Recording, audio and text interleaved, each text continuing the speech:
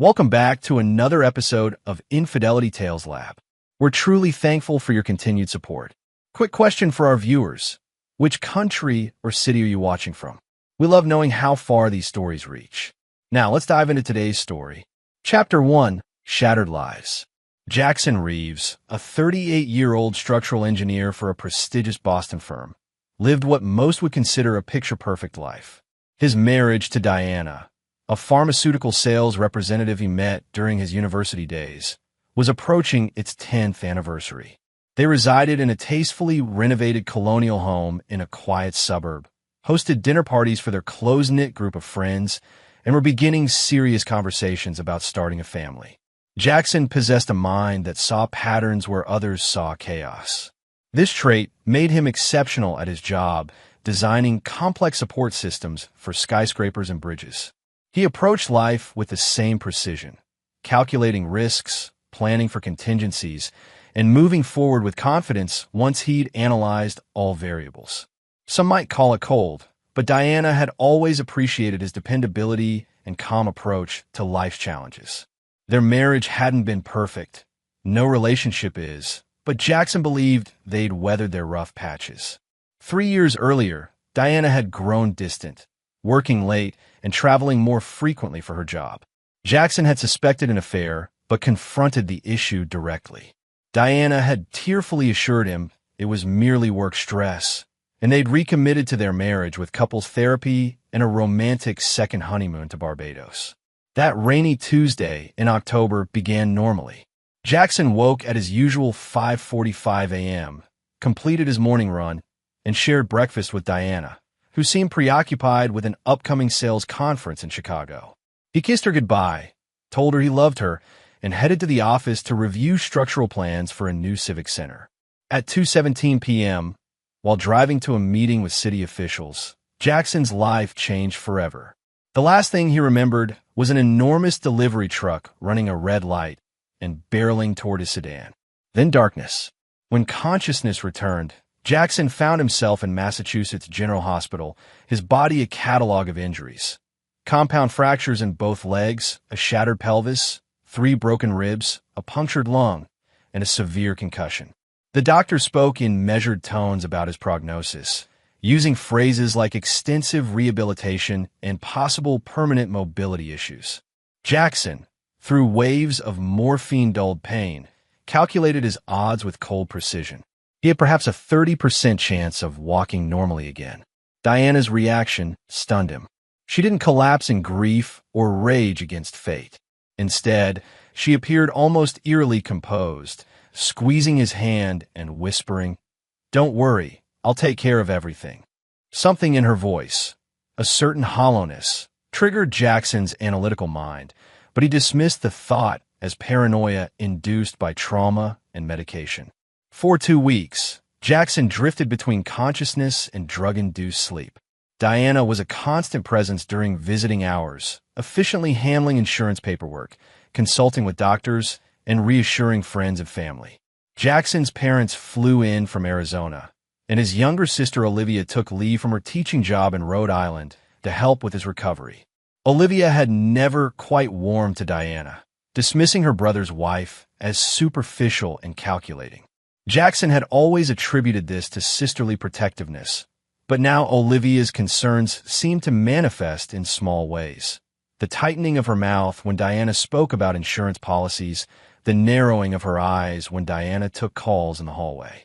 "Something's off with her, Jack," Olivia whispered one afternoon when they were alone. "She doesn't act like someone whose husband might never walk again." "She's being strong for me," Jackson defended, though a seed of doubt had taken root. That doubt blossomed into suspicion 3 weeks after the accident. Jackson had been transferred to a rehabilitation facility, where he endured grueling physical therapy sessions that left him exhausted but determined. The doctors were cautiously optimistic about his potential for recovery, impressed by his approach to rehabilitation and his unyielding determination. One night, unable to sleep due to pain and frustrated by his slow progress, Jackson reached for the water glass on his bedside table. His hand knocked against Diana's purse, which she'd left behind after her evening visit. The purse toppled, spilling its contents across the floor. Jackson rang for the night nurse, an older woman named Beverly with kind eyes and a no-nonsense manner who had taken a liking to him. She gathered Diana's scattered belongings, placing them on the bed for Jackson to return to the purse. Among the items was Diana's phone. As Beverly handed it to him, a text notification illuminated the screen. "Did you get the updated policy information?" The sender was listed as Rick W. Jackson knew no Rick in Diana's professional or personal circles. Driven by a growing unease, he entered Diana's password, their anniversary date, which she used for everything despite his warnings about security. The text conversation with Rick W. unfolded like a nightmare. "Rick, did you get the updated policy information?" "Diana, yes. $2.5 million if he dies. $1.8 million for permanent disability." "Rick, when can you get away tonight?"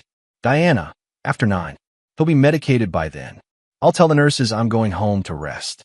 "Rick, we need to discuss next steps." The accident failed. Jackson's world collapsed around him. With trembling hands, he scrolled through months of messages between his wife and her lover. Messages that revealed not just an affair, but a conspiracy to kill him. The truck that hit him hadn't run a red light by chance. The driver, a man named Victor Ramirez with a history of DUIs, had been paid $50,000 to stage the accident. The plan had been for Jackson to die instantly, with Diana collecting his substantial life insurance policy, a policy she'd convinced him to increase just 6 months earlier. As a cold rage built within him, Jackson made a crucial decision. He would tell no one what he had discovered. Not yet. First, he would recover. Then he would plan. And finally, he would execute a revenge so complete that Diana and her lover would never see it coming. That night, after replacing the phone in Diana's purse exactly as it had been, Jackson lay awake, his mind working that had made him an exceptional engineer.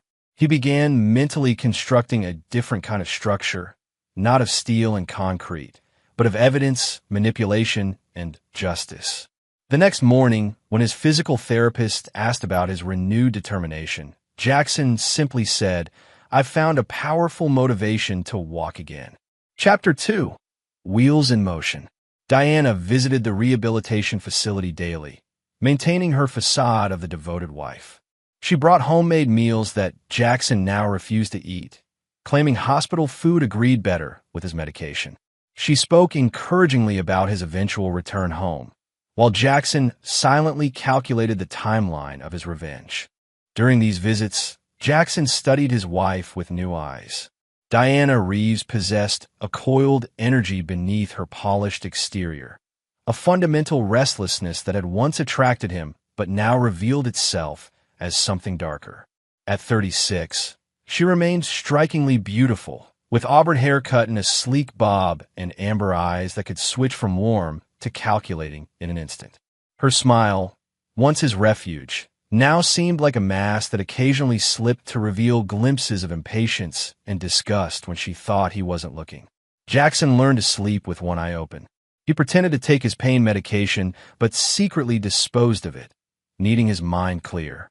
When Diana brought food or drinks, he found ways to avoid consuming them, increasingly convinced she might attempt to poison him. 2 critical allies emerged during this period of Jackson's life. The first was Beverly Washington, the night nurse whose grandmotherly demeanor concealed a shrewd intelligence and a strong sense of justice. Beverly had worked in healthcare for 30 years and possessed an almost supernatural ability to read people. "That wife of yours," she remarked one night while checking Jackson's vitals, "remind me of a cobra I saw at the zoo. Beautiful, but always calculating when to strike." Jackson took a chance and confided in Beverly, showing her the text messages he'd photographed with a tablet his sister had brought him. Beverly's face hardened as she read them. "I've seen all kinds in this job, but this takes the cake," she said. "What are you going to do?" "Get stronger," Jackson replied. "Then make sure they both pay." Beverly became his eyes and ears, noting Diana's behaviors and conversations with staff. She also agreed to introduce Jackson to her nephew, Terrell Washington, a private investigator who had previously worked for the Boston Police Department before opening his own agency. Terrell became Jackson's second ally, a burly man with a shaved head, penetrating eyes, and a personal code that placed loyalty above all else. When Jackson explained his situation, Terrell didn't immediately offer help. "Revenge is a poison, man," he said. "I've seen it destroy the person seeking it more often than their target." "This isn't about revenge," Jackson lied.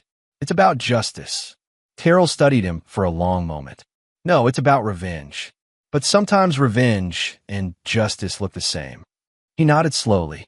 "I'm in, but we do this my way, legal where possible, and with an exit strategy." With Terrell's help, Jackson began gathering intelligence. Diana's lover, Rick W., was Richard Whitman, a financial advisor at the firm that managed Jackson's considerable investment portfolio and insurance policies. Richard had a reputation as a risk-taker with expensive taste that exceeded his income, a weakness Diana had apparently exploited to draw him into their conspiracy. Through careful investigation, Terrell discovered that Diana and Richard's relationship dated back nearly 4 years, predating their supposed rough patch and the reconciliation Jackson had believed was genuine. More disturbingly, Richard had a history of clients dying under questionable circumstances, though nothing had ever been proven. Meanwhile, Jackson applied his engineer's determination to his physical recovery, pushing himself beyond what his doctors thought possible. He channeled his rage into healing, visualizing each step as bringing him closer to retribution. While doctors had initially given him a 30% chance of walking normally again, Jackson defied the odds. Within 4 months, he progressed from wheelchair to walker, then to crutches, and finally to a cane. Dr. Eliza Patel, his lead physician, called his recovery remarkable, but warned against pushing too hard. "The body needs time to heal completely," she cautioned. "Determination is important, but so is patience." Jackson nodded politely while ignoring her advice. Patience was a luxury he couldn't afford. Each night, he exercised in secret, building strength in his damaged legs and upper body. Each day, he charted Diana and Richard's movements, building a comprehensive picture of their relationship, routines, and vulnerabilities. One crucial piece of the puzzle came from Victor Ramirez, the truck driver who had nearly killed Jackson. Terrell located him living lavishly in a Miami Beach apartment, spending the blood money he'd received for the attempted murder. Through carefully applied pressure, involving evidence of his previous crimes that Terrell had obtained, Victor confessed to the conspiracy and agreed to testify that Richard and Diana had hired him. However, Jackson didn't immediately take this evidence to the police. A simple arrest and criminal trial seemed too merciful for what Diana and Richard had attempted. They hadn't just tried to kill him. They had betrayed his trust in the most fundamental way possible. Such a betrayal demanded a response beyond what the justice system could provide. 5 months after the accident, Jackson was deemed well enough to return home, though he would continue outpatient physical therapy. Diana made a show of preparing the house, converting Jackson's home office into a ground-floor bedroom since navigating stairs remained difficult. "Everything will be just like before," Diana promised, her smile not quite reaching her eyes. "We'll get through this together." "Yes," Jackson agreed, his own smile equally false. Together, the night before his discharge, Beverly visited Jackson during her break. "You sure you want to go home with that woman?" she asked bluntly. "You've got enough evidence to put her away now." Jackson looked at the devoted nurse, who had become something of a surrogate mother during his recovery. "I'm sure, Beverly. Some debts can't be paid with prison time alone." Beverly studied him, concern evident in her eyes. "Just remember, revenge has a way of changing a person. Don't lose yourself in it." "I won't," Jackson promised, though he wasn't entirely convinced. The man he had been 5 months ago, trusting, optimistic, ethical to a fault, already seemed like a stranger. In his place stood someone harder, someone willing to cross lines the old Jackson would never have approached. As he prepared to leave the rehabilitation facility, Jackson reflected on the blueprint for revenge he had meticulously designed. Like any good structural plan, it accounted for various stress points and potential failures. It would require timing, careful manipulation, and a willingness to be as ruthless as those who had tried to destroy him. The wheels were in motion. Diana and Richard believed they were welcoming home a weakened, unsuspecting victim.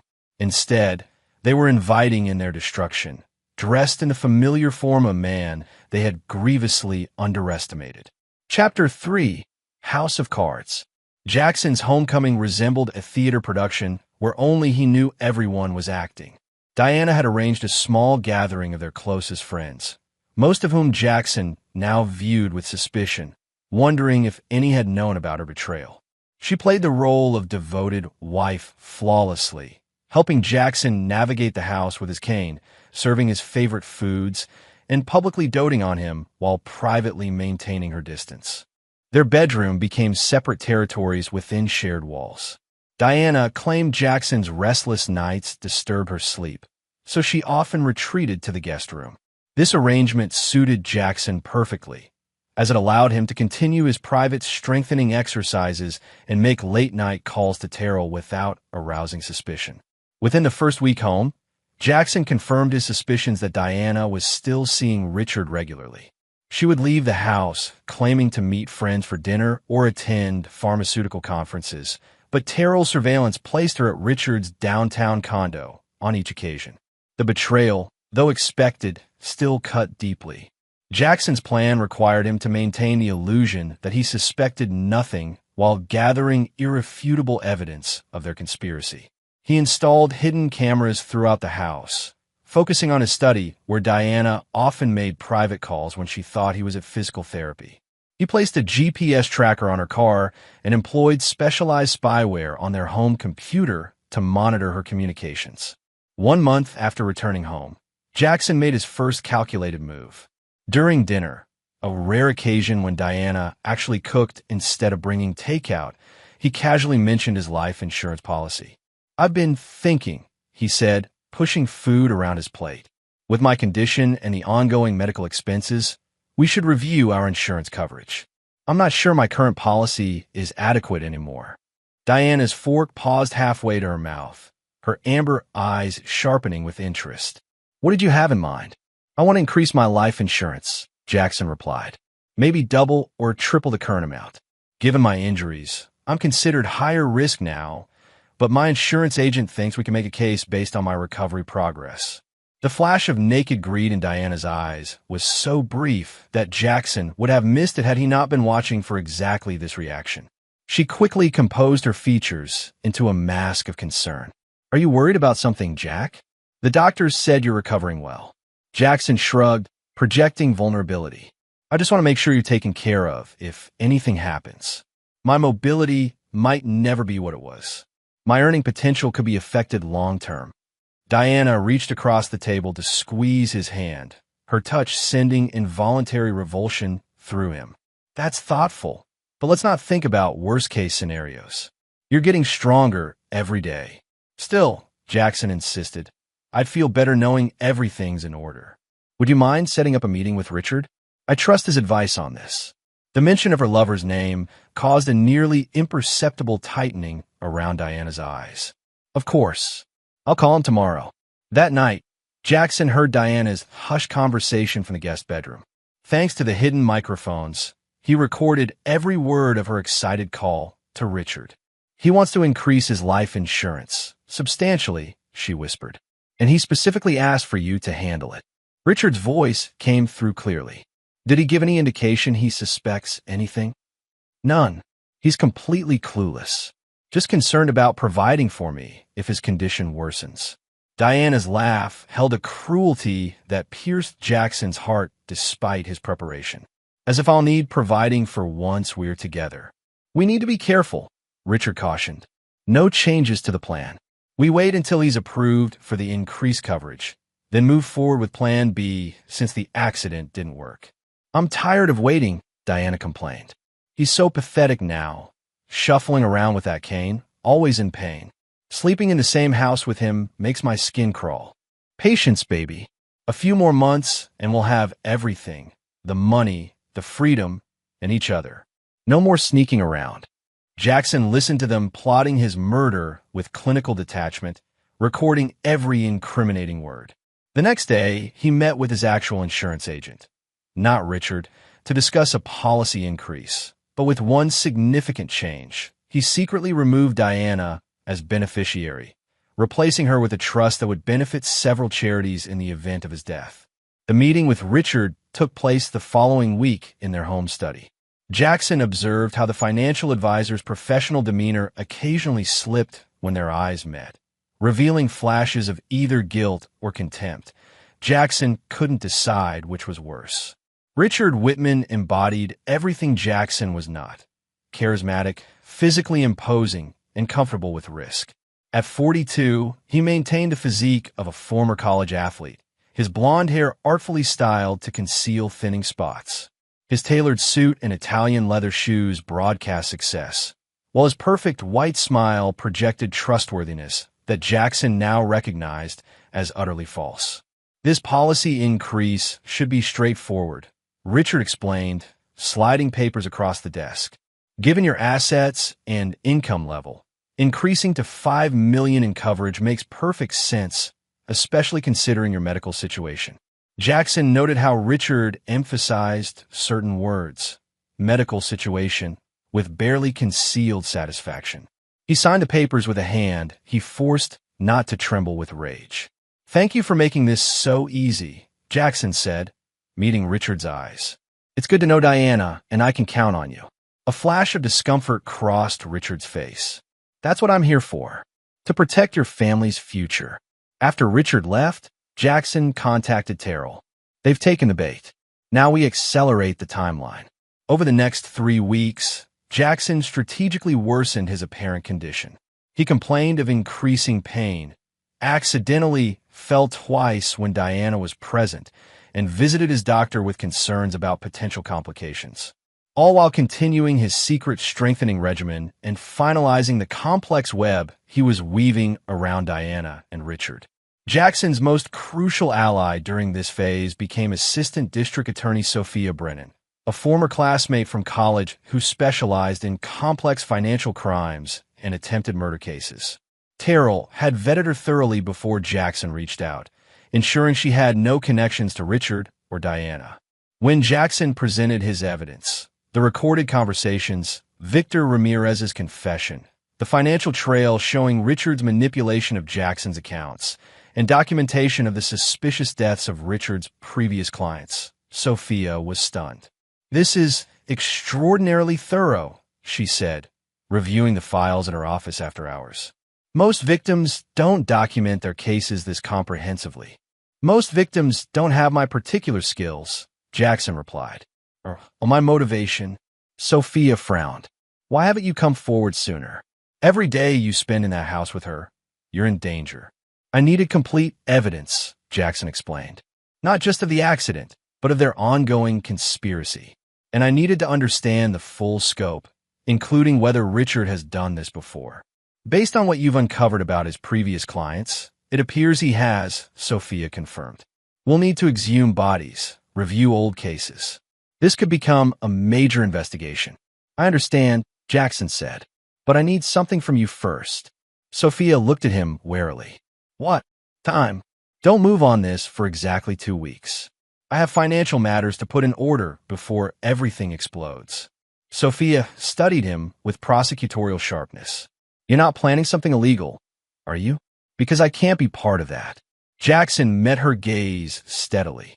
"Nothing illegal, just ensuring that when they fall, they lose everything, not just their freedom." Reluctantly, Sophia agreed to the delay, though she insisted Jackson take additional precautions to ensure his safety. 2 weeks, she emphasized. Then we move, regardless of whether your financial matters are concluded. As Jackson left her office, he reflected on how completely his life had transformed in 6 months. The man who entered that meeting wasn't the same one who had kissed his wife goodbye on that rainy October morning. That man had died in the crash, replaced by someone capable of orchestrating the complete destruction of the woman he had once loved and the man who had helped her betray him. The final phase was about to begin. The house of cards Diana and Richard had built was about to collapse, and Jackson would ensure they were buried in the ruins. Chapter 4: The Architect of Vengeance. During the agreed-upon 2-week window before Sophia Brennan would act on the evidence, Jackson executed the financial aspects of his revenge with surgical precision. As a successful engineer with substantial savings and investments, Jackson had accumulated considerable wealth, most of which Diana expected to control after his death. Now, he systematically ensured she would be left with nothing. Working with his longtime attorney, Harold Greenberg, a sharp-minded septuagenarian with a reputation for absolute discretion, Jackson revised his will, removing Diana as beneficiary and executor.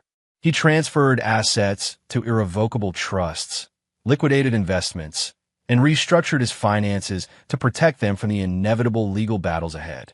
"You understand that Diana could contest these changes," Harold warned during a private meeting at his downtown office, "especially if they occur right before criminal charges." "She can contest all she wants," Jackson replied. "The law is clear. Attempted murder disqualifies a spouse from inheritance, even if the attempt isn't immediately discovered. And I've documented her betrayal thoroughly." Harold nodded, though concern lined his weathered face. "Just be careful, Jackson. I've seen revenge consume better men than you." "This isn't just revenge," Jackson insisted, though the distinction grew blurrier with each passing day. "It's justice." Simultaneously, Jackson worked with Terrell to gather the final pieces of evidence against Richard. The financial advisor's history revealed a disturbing pattern. 3 previous clients had died under questionable circumstances after increasing their life insurance policies substantially.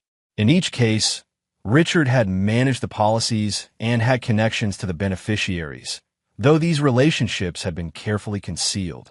One case particularly haunted Jackson: Lawrence Peterson, a 58-year-old widower who had allegedly committed suicide 3 months after quadrupling his life insurance coverage. The sole beneficiary was his much younger girlfriend, Veronica Slater, who had disappeared shortly after collecting the payout. Terrell's investigation uncovered evidence suggesting Veronica had been involved with Richard before Lawrence's death, and that the suicide may have been staged. "We should take this to Sophia immediately," Terrell urged after presenting his findings. "This guy isn't just trying to kill you. He's a serial predator." 2 more days, Jackson insisted. Everything needs to collapse simultaneously. The final piece of Jackson's plan involved Victor Ramirez, the truck driver who had nearly killed him. Currently living in Florida under Richard's protection, Victor represented both a crucial witness and a potential threat. If Richard suspected Jackson was building a case, Victor would be the first person he'd silence. Working through Terrell's connections, Jackson arranged for Victor to be brought back to Massachusetts under the pretense of a lucrative drug trafficking opportunity, a ruse designed to appeal to Victor's greed while keeping Richard unaware. Once in Boston, Victor would be taken into protective custody and formally deposed about the conspiracy. At home, Jackson maintained his performance as an increasingly disabled husband unaware of his wife's betrayal. He tracked Diana's movements with GPS, recorded her conversations with Richard, and documented their ongoing plot to end his life. Their new plan involved a gradually escalating dosage of untraceable toxins in Jackson's food, specifically targeting his weakened system to mimic complications from his injuries. Richard had apparently sourced the substance through criminal connections, and Diana had begun administering minute amounts in Jackson's evening tea. Jackson had anticipated this possibility and had been secretly analyzing his food and drinks. When he confirmed the presence of poison, he began discreetly collecting samples as evidence while replacing his meals and beverages when Diana wasn't watching. 10 days into the 2-week window, Diana made a critical mistake. Believing Jackson was at physical therapy, she invited Richard to their home during daylight hours, something they had previously avoided. Jackson, who had deliberately canceled his appointment without telling Diana, returned home unexpectedly. He entered silently through the garage, alerted by the security system on his phone that showed an unauthorized visitor. Using his cane more as a potential weapon than a support, Jackson moved quietly through the house, activating the hidden recording devices with his phone. Diana and Richard were in the kitchen, their casual domesticity more painful to witness than Jackson had anticipated. Richard leaned against the counter, drinking coffee from Jackson's favorite mug while Diana prepared lunch. The poison is working slower than you promised, Diana was saying, her tone accusatory. He should be showing more serious symptoms by now. Richard shrugged. His system might be processing it differently because of his medications. We need to be patient. Increasing the dosage too quickly would raise suspicions. I'm tired of being patient, Diana snapped. I'm tired of playing nursemaid to a man I can't stand. I want him gone and the money in our accounts. Richard pulled her close, kissing her with a possessiveness that sent rage coursing through Jackson's veins. Soon, baby. 1 month, max. The doctors will attribute it to complications from his injuries. No autopsy, no questions. What about the new insurance policy? Diana asked. Has it been approved? Final paperwork came through yesterday. $5 million, all set to come to you as his devoted widow. Richard laughed. Poor bastard signed his own death warrant. Jackson recorded every word, every gesture, while fighting the urge to confront them immediately. The engineer in him knew timing was everything. Striking too soon would collapse the structure of his revenge before all elements were in place. He retreated silently, leaving the house undetected and driving to Terrell's office, where he added the new recording to their evidence cache. That's it, Terrell declared. We've got them cold on conspiracy charges, attempted murder, and now poisoning. Call Sophia today. Jackson nodded, his expression grim. It's time. But first, help me with one more thing. That evening, Jackson returned home and performed his most convincing act yet. He accepted the toxic tea from Diana's hands, pretending to drink it while she watched. Then, an hour later, he staged a severe medical episode. Convulsions followed by unconsciousness that sent a panicked Diana calling for an ambulance. At the hospital, Jackson secretly alerted Dr. Patel to test for specific toxins. The results confirmed what he already knew. He was being systematically poisoned. Dr. Patel, bound by medical ethics, contacted authorities immediately. When Diana arrived at the hospital the next morning, she found not her weakened husband, but detectives waiting to question her about the suspicious substances in Jackson's system. Though initially detained, Diana was released pending further investigation, exactly as Jackson had planned. He wanted her free just long enough to make desperate moves that would further incriminate both her and Richard. Jackson remained hospitalized for observation, using this safe location to coordinate with Sophia Brennan. The assistant district attorney, armed with comprehensive evidence and the toxicology report, began preparing warrants for Diana and Richard arrests, as well as for the exhumation of Richard's previous clients. We move tomorrow, Sophia informed Jackson during a hospital visit. Simultaneous arrests, maximum media coverage. Richard won't be able to destroy evidence or flee. Jackson nodded, satisfied that the legal framework of his revenge was solidifying. However, criminal charges represented only one aspect of his plan. The complete devastation he envisioned extended beyond prison sentences to financial ruin, public humiliation, and the destruction of everything Diana and Richard valued. From his hospital bed, Jackson initiated the final countermeasures. He contacted financial regulators with evidence of Richard's fraudulent practices, launched civil lawsuits against both conspirators, and released damning information to selected journalists who had been cultivated for this purpose. By the time Diana returned home from the hospital, finding herself locked out of accounts she had expected to control and served with divorce papers that detailed her infidelity and murder attempts, the noose was already tightening. When she frantically called Richard, she reached only his voicemail. He was already being questioned by investigators about the deaths of his previous clients.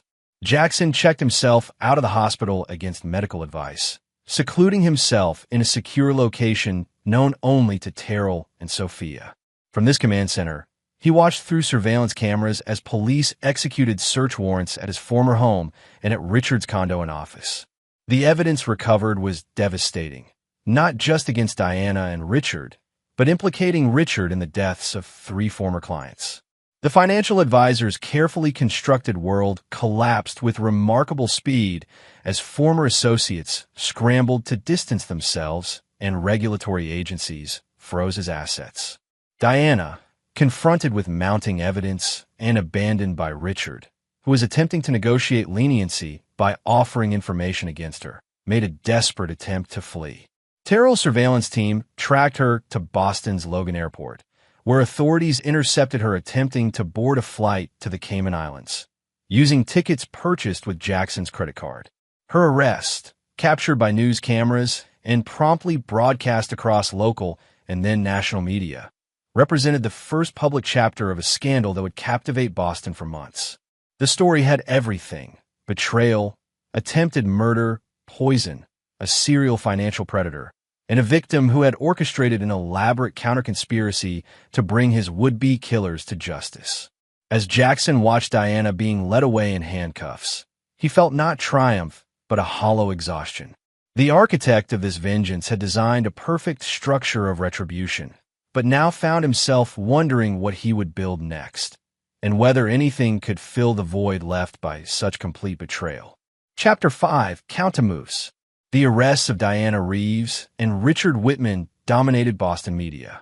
Headlines screamed about the insurance Black Widow and the financial advisor of death, while morning shows dissected every salacious detail of their affair and murder conspiracy. Jackson, who had once valued his privacy, now found his personal tragedy transformed into public entertainment. Sophia Brennan, recognizing the potential impact on future jury pools, leveraged the media attention strategically. She held a press conference outlining the charges: conspiracy to commit murder, attempted murder, assault with intent to kill, insurance fraud, and poisoning. For Richard, the charges extended to similar crimes involving his previous clients. These individuals executed a cold, calculated plan to kill Mr. Reeves for financial gain, Sophia stated, her voice steady before the bank of microphones. Evidence suggests this may not be an isolated incident, but part of a pattern of targeting wealthy clients. Jackson watched the press conference from Terrell's office, studying the public reaction. The narrative had been carefully shaped to position him as the resilient victim who had outwitted his would-be killers, a portrayal that served his purposes perfectly. While Diana remained in custody, denied bail due to flight risk, Richard's high-powered legal team secured his release on a $2 million bond. This temporary freedom played directly into Jackson's plan. Richard would now take desperate measures to salvage what remained of his assets and reputation, creating opportunities for further incrimination. Jackson's revenge extended beyond criminal charges. Working with Harold Greenberg, he filed civil lawsuits against both Diana and Richard, seeking damages for emotional distress, medical costs, and attempted wrongful death. Simultaneously, he provided evidence to the Securities and Exchange Commission and the Financial Industry Regulatory Authority regarding Richard's numerous violations. "We're not just going to see them imprisoned," Jackson explained to Terrell as they reviewed progress on multiple fronts. "We're going to ensure they lose everything: money, reputation, freedom. When they're eventually released, they'll re-enter a world where their names are synonymous with betrayal." Terrell studied his client with growing concern. "And after that, what happens when they've lost everything?" Jackson didn't answer immediately. In truth, he hadn't thought much beyond the execution of his revenge. His entire existence had narrowed to this single purpose: the complete destruction of those who had betrayed him. 3 days after the arrests, an unexpected development threatened to derail Jackson's carefully constructed plans. Richard's attorney, Preston Hargrove, a shark-like defense lawyer known for representing Boston's elite, requested an emergency meeting with Sophia Brennan. Sophia immediately contacted Jackson. "Richard wants to deal. He's offering testimony against Diana in exchange for reduced charges." "What exactly is he claiming?" Jackson asked, maintaining his composure despite the potential complication. "He says Diana masterminded everything, that she approached him with a plan already formed and manipulated him into participating. He's positioning himself as another victim of her manipulation." Jackson considered this development. "What's your assessment?" "It's bullshit," Sophia replied bluntly. "Our evidence clearly shows Richard was involved in similar schemes before meeting Diana, but his testimony would strengthen our case against her." "No deal," Jackson said firmly. "We have enough to convict them both without rewarding either with leniency. Sophia hesitated. That's not entirely your decision, Jackson. The district attorney will have the final say. Then convince the DA, Jackson insisted. Richard is the more dangerous of the two. Diana wanted to kill one person, me. Richard has left a trail of bodies. Sophia promised to advocate against any deal, but warned that prosecutorial decisions would ultimately be based on legal strategy, not Jackson's desire for comprehensive vengeance. This potential derailment forced Jackson to accelerate other aspects of his plan. Working with Terrell, he tracked down Veronica Slater, the girlfriend of Lawrence Peterson, one of Richard's previous victims, now living under an assumed name in San Diego. When Terrell approached her, Veronica initially denied any knowledge of Richard Whitman. However, faced with evidence linking her to the financial advisor before Lawrence's death, she eventually cracked. Richard said no one would get hurt. She confessed tearfully. He promised Lawrence would just go to sleep peacefully. I never thought. Her voice trailed off. Veronica's testimony, secured with promises of immunity arranged through Sophia, demolished Richard's claim of being manipulated by Diana. Additionally, forensic accountants uncovered offshore accounts containing millions in stolen funds from Richard's various schemes, further establishing his role as a predator rather than a victim. While legal proceedings moved forward, Jackson faced challenges on the personal front. His physical condition, neglected during his single-minded focus on revenge, deteriorated. The constant stress and inadequate self-care caused setbacks in his recovery, forcing him to resume intensive physical therapy. Dr. Patel confronted him during an appointment. Your body can't heal properly under this kind of stress. The revenge you're pursuing is damaging you physically. What would you have me do? Jackson asked, genuine confusion in his voice. Forgive them? Move on. I'm not suggesting forgiveness, Dr. Patel clarified. Just recognition that your health must take priority over punishment. They're facing justice now. Let the system handle it while you focus on healing. Jackson nodded non-committally, though he had no intention of stepping back. The system might handle the criminal aspects, but only he could ensure the comprehensive devastation he had designed. Meanwhile, Diana attempted her own counter-moves from jail. Through her court-appointed attorney, she reached out to Jackson with a proposal. In exchange for his recommendation of leniency and a favorable divorce settlement, she would provide evidence about other crimes Richard had committed. Jackson met with her attorney, Martin Bailey, a weary public defender with too many cases and too little time. My client believes she has valuable information that could benefit the broader investigation, Bailey explained, clearly uncomfortable with his role as intermediary. What information specifically? Jackson asked, maintaining a neutral expression. She claims knowledge of financial crimes involving prominent Boston families, clients Mr. Whitman targeted but didn't manage to harm. Information that could prevent future victims. Jackson considered the offer, recognizing Diana's desperate attempt to secure some leverage. Tell Ms. Reeves I'll consider her information under one condition. She provides a full, recorded confession of her role in the conspiracy against me, with no attempts to minimize her culpability. Bailey looked surprised. She's unlikely to incriminate herself further without guarantees. Those are my terms, Jackson stated flatly. Her information is worthless otherwise. As expected, Diana rejected the counteroffer, unwilling to strengthen the case against herself without concrete benefits. Her refusal perfectly served Jackson's purposes. It demonstrated her continued self-interest over any genuine remorse or desire to prevent harm to others. Richard's countermoves proved more sophisticated and dangerous. Released on bail and watching his empire crumble, he mobilized remaining resources against Jackson. First came legal maneuvers, countersuits alleging defamation and business interference. Then more direct threats, delivered through intermediaries to Terrell.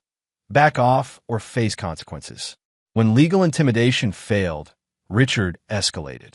Terrell's office was broken into, though the crucial evidence was secured in multiple locations. Jackson's temporary residence received threatening letters. Most alarmingly, Beverly Washington reported being followed by suspicious individuals after leaving her shift at the rehabilitation facility. Jackson responded by increasing security for everyone involved in the case. He hired professional protection for Beverly, moved Terrell's operations to a more secure location, and relocated himself to a building with advanced security systems. These protective measures drained Jackson's finances but strengthened the legal case against Richard, adding witness intimidation to his growing list of charges. Sophia successfully petitioned the court to revoke Richard's bail based on these threats, returning him to custody alongside Diana. With both conspirators jailed and preliminary hearings approaching, Jackson might have stepped back to allow the legal process to unfold. Instead, he intensified his efforts, determined to ensure that neither Diana nor Richard retained any resources or support systems. He systematically contacted their friends, colleagues, and family members, sharing evidence of their crimes and ensuring complete social isolation. He provided financial records to regulatory agencies, resulting in lifetime bans from the securities industry for Richard and several associates. He even exposed Diana's professional misconduct to the pharmaceutical company where she had worked, leading to a corporate investigation and public disavowal of their former sales star. 10 weeks after the arrests, Jackson finally returned to the colonial house he had once shared with Diana. The home had been processed as a crime scene and then left vacant, a shrine to a marriage that had been a fatal illusion. As Jackson moved through the silent rooms, leaning less heavily on his cane than he had months earlier, memories surfaced like ghosts. Diana laughing in the kitchen, their housewarming party, plans discussed on the back deck for children who would never exist. Despite everything, grief ambushed him. Not for the loss of Diana as she actually was, but for the loss of who he had believed her to be. In the master bedroom, Jackson found Diana's jewelry box still sitting on the dresser. Opening it revealed the anniversary gift he had given her 2 years earlier, a platinum necklace with a custom pendant representing the constellation visible on their wedding night. The sentiment behind the gift now seemed painfully naive. Jackson closed the box firmly and made a decision. He would sell the house. This place held nothing for him now except painful memories and betrayal. The proceeds would help fund the ongoing legal battle and, eventually, a fresh start somewhere new. As he prepared to leave, Jackson noticed a loose floorboard in Diana's closet, something that would have escaped attention during the police search. Curious, he pried it up and discovered a small fireproof box containing documents Diana had apparently wanted to keep hidden. A second passport under a different name, account information for a secret offshore bank account, and most disturbingly, research on untraceable poisons dating back 3 years, far earlier than the beginning of the conspiracy Jackson had uncovered. This discovery suggested something even more sinister, that Diana might have been considering his murder long before the actual attempt. It raised uncomfortable questions about their entire relationship and whether she had ever truly loved him at all. Jackson provided these materials to Sophia, who incorporated them into the prosecution's case. The evidence of long-term premeditation eliminated any possibility of claiming the murder plot was a spontaneous mistake or momentary lapse in judgment. As preliminary hearings began, Jackson took his place in the courtroom, watching Diana and Richard being led and wearing orange jumpsuits and handcuffs. Diana refused to meet his gaze, staring straight ahead with the same composed expression she had maintained throughout their marriage. Richard, however, glared at Jackson with undisguised hatred, his once polished appearance now haggard from weeks in custody. The proceedings confirmed what Jackson had engineered. Both defendants would stand trial for attempted murder and conspiracy, with Richard facing additional charges related to his previous victims. Bail was denied for both, ensuring they would remain imprisoned until trial and likely for decades afterward. Jackson should have felt triumphant. The legal machinery he had set in motion was functioning precisely as designed. Diana and Richard faced not just criminal prosecution, but complete personal and professional destruction. His revenge was unfolding with mathematical precision. Yet as he left the courthouse, leaning on his cane while reporters shouted questions about his incredible story of survival and justice, Jackson felt strangely hollow. The architect of vengeance had created a perfect structure of retribution, but found himself wondering what foundation remained for his own future. Chapter 6: Crossfire. As legal proceedings against Diana and Richard intensified, Jackson discovered that revenge, once unleashed, could not be precisely controlled. Like a complex demolition, the collapse created unexpected debris that threatened to harm unintended targets, including Jackson himself. The most immediate collateral damage appeared in Jackson's professional life. Despite being the victim, he found his engineering firm increasingly uncomfortable with his involvement in such a high-profile criminal case. Clients, concerned about negative publicity, began requesting different project managers. Partners expressed worry about the firm's reputation becoming entangled with a sensational attempted murder case. Lewis Donovan, the managing partner and Jackson's longtime mentor, requested a private meeting at his club, a wood-paneled establishment that had admitted its first black member only 15 years earlier, a fact Lewis seemed oblivious to when suggesting the venue. "The partners and I have discussed your situation," Lewis began after ordering drinks. "We're all horrified by what happened to you, of course. Absolutely unconscionable." Jackson recognized the prelude to bad news. "But," Lewis sighed, swirling his scotch, "but the publicity is creating complications. Clients are concerned about stability. Your recovery still requires significant attention. Your focus, understandably, is divided." "You want me to take a leave of absence," Jackson stated flatly, "with full benefits and a guarantee to review your position in 6 months." Lewis hurriedly added, "We're not abandoning you, Jackson. We're just creating space for everyone to move forward appropriately." Jackson felt a familiar coldness settle over him, the same detachment that had allowed him to plan Diana and Richard's destruction. 6 months without work while I'm dealing with significant medical expenses and legal costs. How precisely does that help me move forward appropriately? Lewis looked uncomfortable. "The firm will provide some financial support, of course. And your disability insurance is being contested by the company because the injuries resulted from an attempted murder," Jackson interrupted, "which you would know if you'd actually been concerned about my welfare rather than the firm's image." The meeting ended with strained cordiality and a carefully worded separation agreement that Jackson refused to sign immediately. The professional exile represented another loss in a growing inventory: his marriage, his health, his sense of security, and now his career, at least temporarily. Meanwhile, the legal battle expanded beyond criminal proceedings. Richard's former employer, Beacon Financial Advisors, filed suit against Jackson for defamation and tortious interference, claiming his public accusations had damaged their business. Though the suit lacked merit, truth being an absolute defense against defamation, it required legal responses that further drained Jackson's resources and energy. More disturbingly, anonymous threats began targeting those helping Jackson. Beverly Washington discovered her car's brake lines had been tampered with, fortunately before any harm occurred. Terrell's teenage daughter received threatening messages at her high school. Even Dr. Patel reported suspicious individuals photographing her entering and leaving the hospital. The police attributed these intimidation attempts to associates of Richard Whitman, particularly after tracing payments from his hidden accounts to known criminals.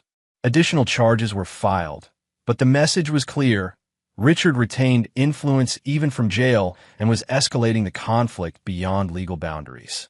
Sophia Brennan urged Jackson to consider witness protection. "These people have proven they're willing to kill," she reminded him. "And Richard still has resources and connections we haven't identified." Jackson refused. Going into hiding would be seen as a victory for them. "I won't live in fear."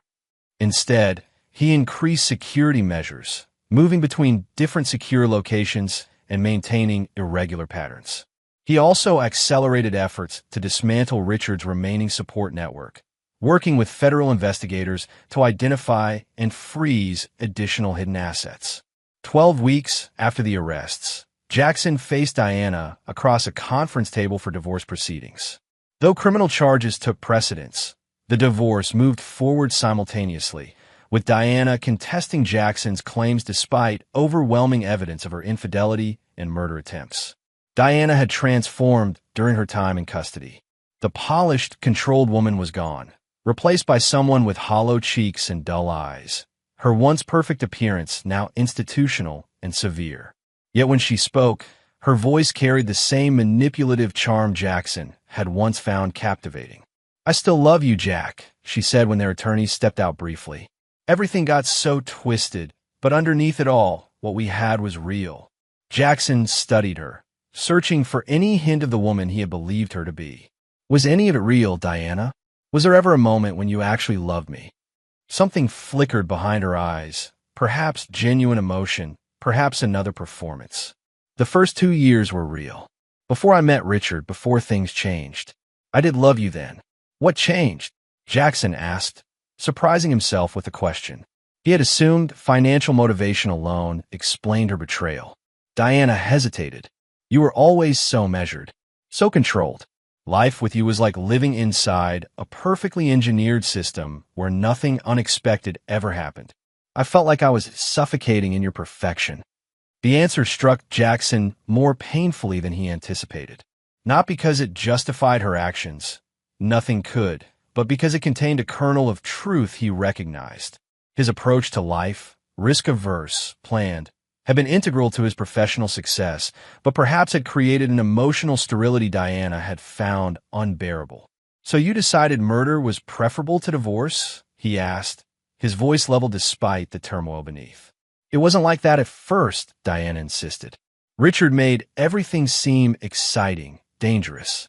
The planning, the risk, it was intoxicating. By the time I realized how far we'd gone, it felt impossible to turn back." Jackson saw the manipulation in her words, the attempt to shift blame, minimize responsibility, and perhaps create sympathy that might later translate into lenient sentencing. Yet beneath the manipulation lay insights about their marriage he couldn't entirely dismiss. The divorce proceedings concluded with Diana receiving nothing, no alimony, no property division, no consideration beyond the bare minimum required by law for a spouse convicted of attempting to murder their partner. Jackson felt no triumph, only relief that one more connection between them had been severed. As criminal trial preparations advanced, both Diana and Richard sought plea bargains, hoping to avoid the maximum sentences their charges carried. Richard offered information about financial crimes involving prominent Bostonians. Diana attempted to position herself as Richard's victim, manipulated into the conspiracy through emotional and psychological coercion. Sophia consulted Jackson about these offers. "Richard's information could help us prosecute major financial crimes. Diana's testimony would strengthen the case against Richard. There's prosecutorial value in both deals, and a betrayal of justice in both," Jackson countered. "They tried to kill me twice. They poisoned me. They planned every detail of my death for their financial benefit. Why should either receive leniency?" Sophia sighed. "The criminal justice system isn't built around personal vengeance, Jackson. It's about strategic prosecutorial decisions and resource management. Trials are expensive and risky. So is attempted murder," Jackson replied coldly. Despite Jackson's objections, the district attorney ultimately approved a limited deal for Richard, reduced charges on some counts in exchange for testimony against other financial criminals, and full cooperation regarding Diana's involvement. The agreement still ensured Richard would serve at least 20 years before possibility of parole, but Jackson saw it as a compromise of justice. Diana received no such offer, particularly after evidence from the hidden floor compartment established her long-term premeditation. With her trial date approaching and Richard now testifying against her, Diana made a final desperate move. She attempted suicide in her cell. The attempt, while serious, was not fatal. Diana was hospitalized under guard, her trial delayed while she underwent psychiatric evaluation. Mental health professionals diagnosed severe depression and narcissistic personality disorder, findings her defense team planned to use to support claims of diminished capacity. This development created uncomfortable complications for Jackson. Public sympathy, which had strongly favored him as the victim, began showing cracks as media coverage painted Diana as mentally ill and potentially not fully responsible for her actions. Op-eds questioned the ethics of pursuing maximum charges against someone with psychiatric issues. Jackson's relentless pursuit of both legal and financial retribution was reframed by some as cruel and excessive. Beverly Washington, who had become something of a surrogate mother to Jackson, voiced concerns during a rare dinner outside the rehabilitation facility. "You're letting this consume you, Jack," she said, her direct manner unchanged by their evolving relationship. "Every waking moment focused on their destruction. It's changing who you are." "They tried to kill me," Jackson reminded her. "They poisoned me. They would have watched me die without remorse." "I know what they did," Beverly replied calmly. "I've seen the evidence, held your hand through the worst of it. But vengeance is eating you alive just as surely as that poison did. When does it end? When they're convicted? When they've lost everything? When they're dead?" Jackson had no answer. The truth, which he barely acknowledged even to himself, was that he wasn't sure he could stop. The architectural of his revenge had become his purpose, his identity, his reason for continuing his recovery. Without it, what remained? The question haunted him as Diana's rescheduled trial finally began. The courtroom became theater, with media coverage broadcasting every development to a public simultaneously repelled and fascinated by the case. Richard, as part of his plea agreement, testified in excruciating detail about their conspiracy, portraying Diana as the primary instigator while minimizing his own extensive criminal history. Jackson attended every day, watching impassively as his private tragedy became public entertainment. He testified about discovering the plot, about the poisoning, about the physical and emotional devastation he had experienced. Under cross-examination, Diana's attorney attempted to portray Jackson's comprehensive revenge as evidence of his own disturbed mental state, suggesting the entire case represented escalating retribution between equally troubled individuals. Sophia objected vehemently to this characterization, and the judge largely sustained her objections. Nevertheless, the defense strategy introduced doubt about the narrative that had seemed so clear-cut months earlier. 4 weeks into the trial, as prosecutors prepared for closing arguments, Jackson received an unexpected visitor at his secure residence. Olivia, his younger sister, had returned from a teaching position abroad that had prevented her involvement in the earlier stages of the case. "Jesus, Jack," she said, embracing him tightly. "I tried to get back sooner. I should have been here." Jackson welcomed her presence. Olivia represented his life before betrayal and revenge had consumed it. They had grown up in a stable, loving Arizona household with parents who emphasized education and integrity. Olivia had inherited their mother's warmth and intuition, while Jackson had taken after their father's analytical mind and reserve. As they shared a simple dinner, Olivia asked the question no one else had dared. "What happens after, Jack? When this is all over and they're in prison, what does your life look like?" Jackson stared at his plate. "I haven't thought that far ahead. That's what scares me," Olivia said gently. "You've poured everything into destroying them. Where will all that energy go when they're already destroyed?" "They destroyed my life first," Jackson replied, his voice hardening.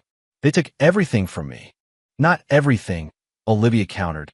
"Not your brilliance, not your family, not your future."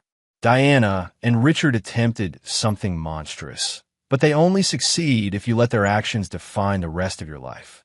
The conversation continued late into the night, with Olivia neither judging nor dismissing Jackson's need for justice, but gently challenging him to imagine a future beyond revenge. For the first time since discovering the conspiracy, Jackson allowed himself to consider what healing, not just physical but emotional, might actually look like. The next morning, as Jackson prepared to attend what was expected to be the final day of testimony, he received an urgent call from Sophia. "Something's happened," she said, her voice tight with stress. "Richard Whitman is dead." "What? How?" Jackson demanded, immediately alert. "Found in his cell this morning. Preliminary indications suggest suicide, but given the circumstances, they're investigating all possibilities." Richard's death threw the proceedings into chaos. Diana's defense immediately moved for a mistrial, arguing that Richard's testimony, now unable to be fully cross-examined, prejudiced the jury. The prosecution countered that sufficient evidence existed independent of Richard's statements. The judge ultimately denied the mistrial motion, but instructed jurors to weigh Richard's testimony with particular care, given the inability to complete cross-examination. The development added another macabre twist to a case already filled with betrayal and violence. For Jackson, Richard's death represented neither victory nor defeat, but another complication in an increasingly chaotic scenario he could no longer fully control. The architect of vengeance found his carefully designed structure absorbing unexpected stresses, forcing continuous redesign and adaptation. As Diana's trial moved to closing arguments, Jackson realized that regardless of the verdict, the crossfire of revenge had left no one unscathed. Not Diana, not Richard, not their associates, and certainly not Jackson himself. The question remained whether anyone could emerge from such devastation capable of building something new. Chapter 7. Pyrrhic Victories. The jury needed only 7 hours to reach their verdict. Diana Reeves was found guilty on all counts: conspiracy to commit murder, attempted murder, assault with intent to kill, and poisoning. The courtroom fell silent as the forewoman announced guilty repeatedly, each word another nail in the coffin of Diana's freedom. Diana herself showed little reaction beyond a slight stiffening of her shoulders.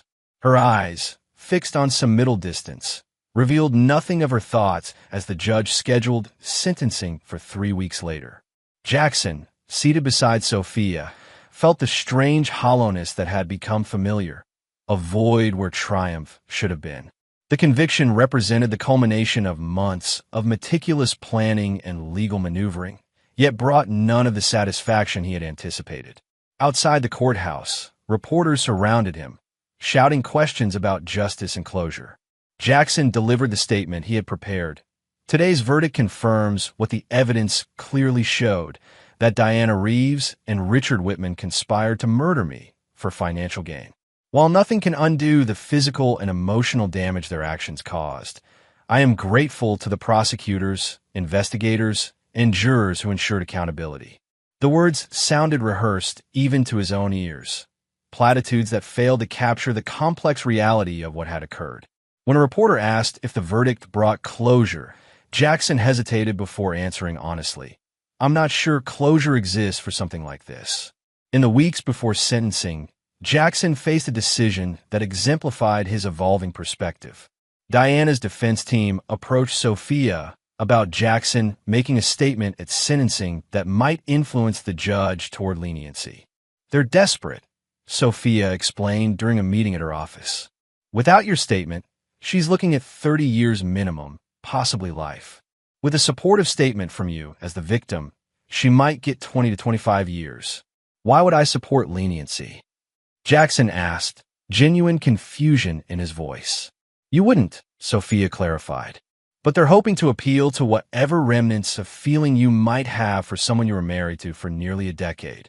Jackson considered the request he applied to engineering problems. Diana deserved maximum punishment by any objective measure. Yet the engineer in him recognized that even the most comprehensive prison sentence wouldn't restore what had been taken from him. I'll speak at the sentencing, Jackson decided, but not to request leniency. When the day arrived, the courtroom was packed with media and spectators eager to witness the final chapter of a case that had captivated Boston for months. Diana, dressed in a modest navy suit that contrasted sharply with her usual stylish attire, sat with perfect posture beside her attorney, her expression carefully neutral. Judge Eleanor Ramirez, known for her no-nonsense approach and thoughtful sentencing decisions, invited Jackson to make his victim impact statement. He approached the podium slowly, his cane now used more from habit than necessity, his physical recovery having progressed significantly despite the emotional trauma. Jackson looked directly at Diana for the first time since the trial began. Their eyes met briefly before she looked away, unable to maintain contact. He began speaking without reference to notes, his voice steady and clear. Your Honor, I've thought carefully about what to say today. The prosecution has established beyond doubt that Diana Reeves conspired to murder me. First through a stage car accident that nearly killed me and left me with injuries I'll manage for the rest of my life. Then through systematic poisoning when the first attempt failed. He paused, gathering thoughts that had crystallized only recently. The calculated nature of these crimes, the cold with which my death was planned while my wife pretended to love me, warrants the maximum sentence under law.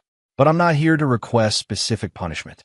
The court will determine appropriate consequences based on legal standards, not my personal desires for retribution.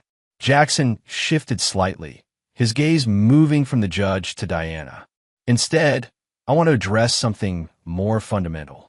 When I discovered this conspiracy, I channeled all my energy into ensuring justice, into making sure Diana and Richard Whitman face consequences for what they'd done. That pursuit consumed me entirely. It became my purpose, my identity, my reason for continuing my recovery. In that process, I nearly lost myself. The architect designing their destruction risked becoming something unrecognizable, someone defined solely by vengeance rather than by the values and connections that make life meaningful. Diana looked up, surprise evident in her expression as Jackson continued. I don't forgive Diana Reeves. What she did was unforgivable. But I recognize now that allowing her actions to determine the course of my remaining life would represent a different kind of death, a spiritual and emotional one that would ultimately give her a victory she doesn't deserve. Whatever sentence is imposed today, Diana will eventually leave prison. She'll have an opportunity to rebuild some version of a life. I want the court to know that I've decided to do the same, not to wait for her punishment to bring me peace, but to reclaim my life independent of what happens to her. Jackson turned directly to Diana, his voice dropping slightly, but remaining clear enough for all to hear. You failed to kill me twice, first with the truck, then with the poison. I won't allow you to kill who I am through my own need for revenge. That's the final victory you won't have. Jackson returned to his seat, feeling lighter than he had in months. The statement represented neither forgiveness nor weakness, but a reclamation of agency beyond the framework of victim and avenger. Judge Ramirez thanked Jackson for his statement before addressing Diana directly. Ms. Reeves, the crimes for which you've been convicted represent profound betrayal and calculated cruelty. You exploited the trust of marriage to plan the murder of your husband for financial gain, showing complete disregard for human life and the most basic ethical principles. The judge reviewed the evidence, emphasizing the premeditation, the multiple attempts, and Diana's lack of genuine remorse throughout proceedings. When she finally announced the sentence, life imprisonment with possibility of parole after 30 years, Diana's composed facade cracked slightly, her shoulders slumping as the reality of spending decades in prison solidified. As Diana was led away in handcuffs, she glanced back at Jackson.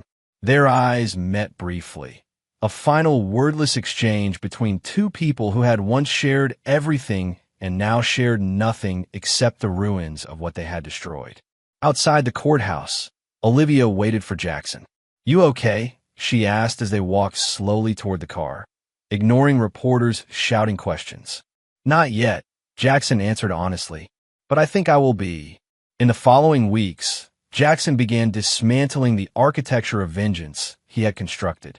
He sold the colonial house he had shared with Diana, donating most of the furnishings to organizations supporting domestic violence survivors. He concluded civil litigation against Diana and Richard's estate, with settlements directed primarily toward restitution for Richard's previous victims. The engineering firm that had placed Jackson on leave approached him about returning, impressed by his handling of the trial and sentencing. Jackson declined, recognizing that his professional passion required a fresh start untainted by association with the case. Instead, he accepted a position with an innovative structural engineering company in Seattle, a city where rain might remind him of the day his life changed, but where few people would immediately connect him to the sensational Boston case.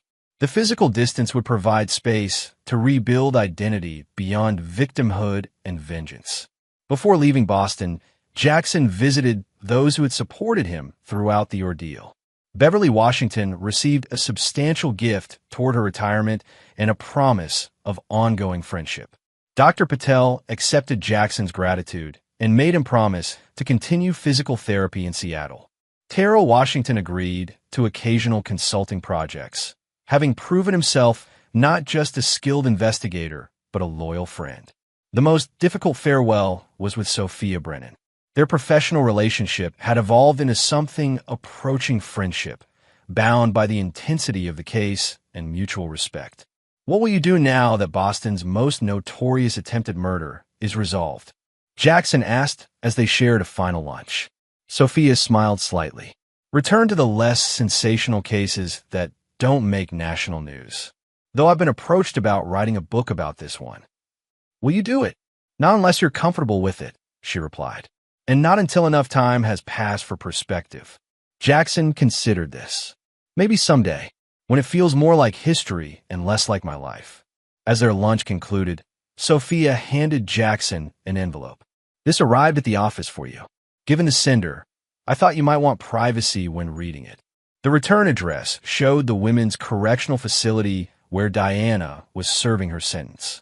Jackson stared at the envelope, uncertain whether to open it or discard it unread. Whatever it says doesn't change anything, Sophia offered gently. But sometimes knowing is better than wondering. Jackson thanked her and tucked the envelope into his jacket. That evening, in a temporary apartment that contained only essentials as he prepared for relocation, Jackson finally opened Diana's letter. The handwriting was familiar, yet different, more cramped than the flowing script he remembered, as though physical confinement had transferred to her penmanship. The letter was brief. Jack, I don't expect forgiveness or even understanding. What I did is unforgivable. I've accepted that I'll spend most or all of my remaining life in prison, and that I deserve this punishment. Your statement and my sentencing surprised me. I expected hatred, demands for maximum punishment. Instead, you spoke about reclaiming your life. It made me realize I never really knew you. Or perhaps worse, knew but couldn't appreciate the strength of character that defined you. The psychiatrists here have diagnosed conditions that supposedly explain my actions. Perhaps they're right, but explanation is an excuse. I chose to betray you, to plan your death, to poison the person who had trusted me completely. No diagnosis changes those facts. I'm writing not to seek forgiveness, but to acknowledge truth, to take responsibility without excuses or justifications. You deserved better than what I gave you. You deserved better than who I was. I hope you find happiness in whatever life you build next. Not because I have any right to wish anything for you, but because it would mean I failed completely, failed to destroy the good in you even when I tried to destroy everything else. Diana. Jackson read the letter twice before folding it carefully and placing it in a folder with other documents related to the case. The words offered neither comfort nor additional pain, simply information to be acknowledged and filed away as he prepared for departure. 3 days later, Jackson boarded a flight to Seattle, carrying minimal luggage and maximal determination to build something new from the foundations of what had been destroyed. The architect of vengeance had completed that structure and now turned his skills toward a different design, not of retribution, but of reconstruction. As the plane lifted off, Jackson gazed at Boston receding below, the city where he had nearly died twice, once from physical trauma, once from consuming rage. The Pyrrhic nature of his victory had ultimately taught him what true survival required. Not just punishment of those who had harmed him, but reclamation of identity beyond the harm itself. The revenge had been executed with precision, the legal battles won, the conspirators punished. Yet the most significant victory was not what Jackson had done to Diana and Richard, but what he had prevented them from doing to him, defining the remainder of his life through their betrayal. As Boston disappeared beneath clouds, Jackson turned his gaze forward toward a future he would design he had once applied to destruction, but with a fundamentally different purpose. The architect's new project was himself. Chapter 8, Aftershocks. Seattle greeted Jackson with persistent rain and blessed anonymity. The city's technology-focused culture meant his colleagues at Wallace Structural Innovation were more interested in his engineering expertise than his personal history. When occasional recognition occurred, someone connecting him to the sensational Boston case, people generally respected his privacy after initial curiosity. Jackson leased a modern apartment overlooking Puget Sound, its minimalist design and sweeping views providing both comfort and perspective. Each morning, he watched ferries crossing the water while rebuilding physical strength through swimming and carefully designed exercises. His apartment contained no mementos from his previous life with Diana, only professional achievements and new acquisitions that reflected current tastes rather than shared history. 6 months into this fresh start, Jackson had established new routines and professional respect at the firm. His specialty in designing earthquake-resistant structures proved valuable in the seismically active Pacific Northwest, and his approach to complex engineering problems earned appreciation from colleagues and clients. Yet aftershocks from Boston continued to reverberate through his carefully reconstructed life. Media interest periodically spiked, particularly after Richard Whitman's death was officially ruled suicide, though questions remained about whether someone with connections to his financial crimes might have arranged the suicide to prevent further testimony. More significantly, Veronica Slater, the girlfriend of Lawrence Peterson, one of Richard's previous victims, filed a civil suit against Jackson, claiming his vigilante investigation had interfered with official procedures and delayed justice for Lawrence. Though legally dubious, the suit generated fresh headlines connecting Jackson to the case he was attempting to leave behind. Jackson's attorney, Harold Greenberg, handled the Slater suit efficiently, providing evidence that Jackson's investigation had actually accelerated justice for Lawrence by uncovering evidence police had missed. The suit was eventually dismissed, but it served as a reminder that the past couldn't be neatly contained through geographic relocation alone. Professional success provided structure, but not necessarily fulfillment. Jackson excelled at his work, but found himself maintaining emotional distance from colleagues, reluctant to form connections that might lead to vulnerability.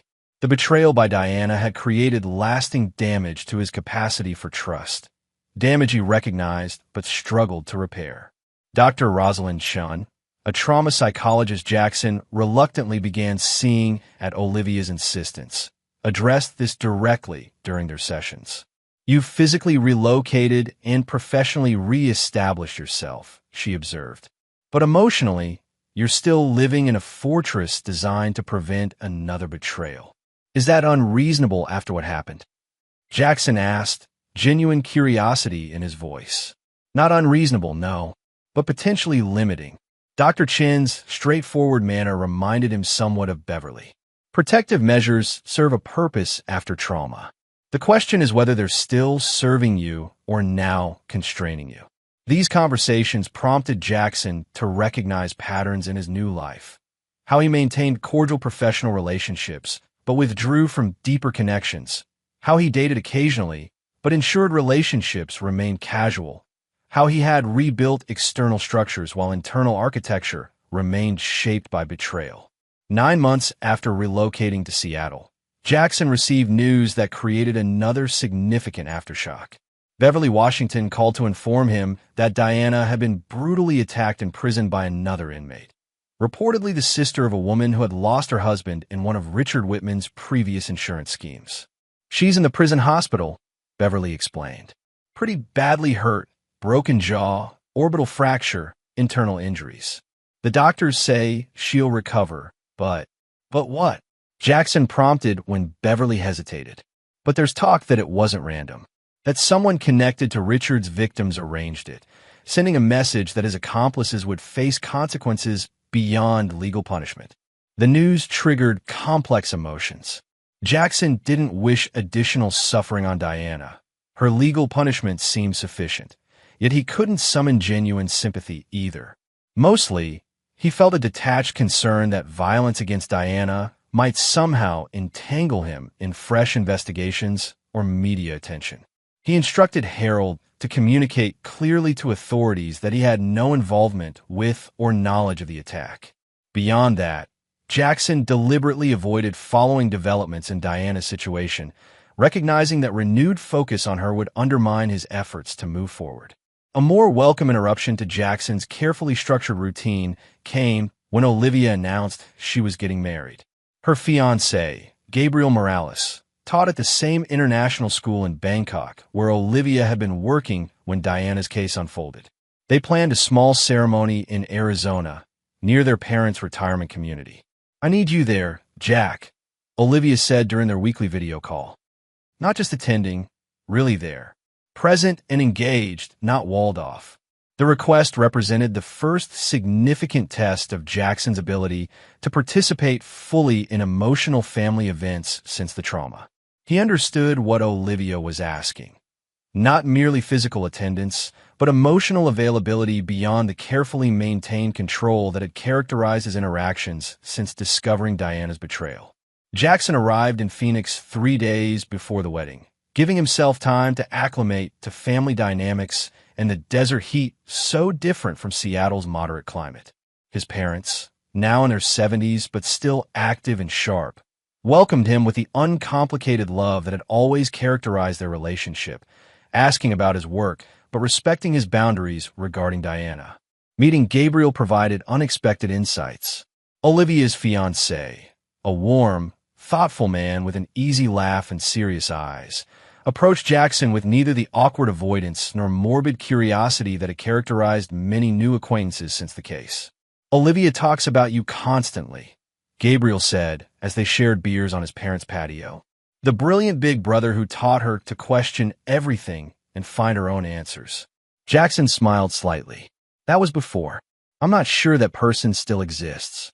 Gabriel considered this without rushing to contradict. "Trauma changes people. I worked with refugee children before teaching, so I've seen that reality. But the core usually remains, even when it's surrounded by new protective layers." This straightforward acknowledgement, neither minimizing the impact of trauma nor defining Jackson solely through it, created space for genuine connection.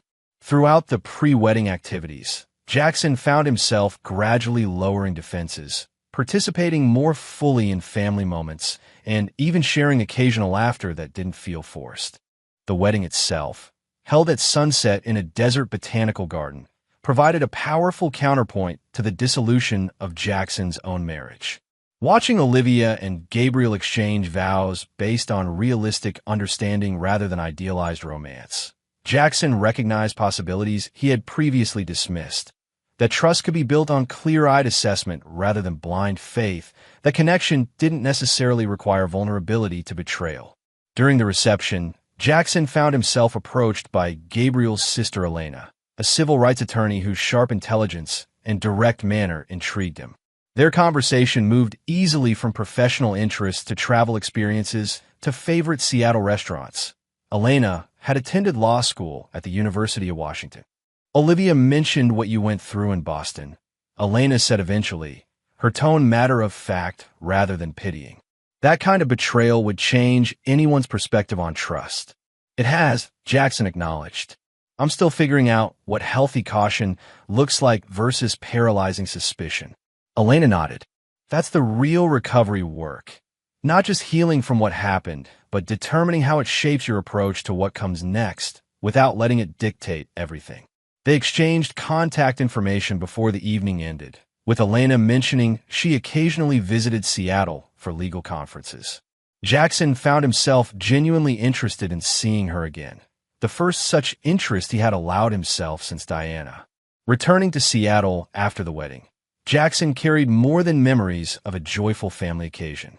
He returned with a shifting perspective on his own isolation, recognition that while self-protection had been necessary during acute trauma, perpetual emotional fortification might represent capitulation to what Diana and Richard had tried to accomplish. This evolving perspective influenced Jackson's response when Sophia Brennan contacted him about a book proposal. Multiple publishers had approached her to write a definitive account of the case, and she wanted Jackson's input and potentially his participation. "I've declined previous offers because it felt too soon," Sophia explained during a video call. But with Richard's death officially ruled suicide in Diana, serving her sentence. Enough time may have passed for thoughtful analysis rather than sensationalism. Jackson considered the proposition carefully. Participating would mean revisiting painful experiences, yet also offered opportunity to shape the narrative rather than having it defined by others.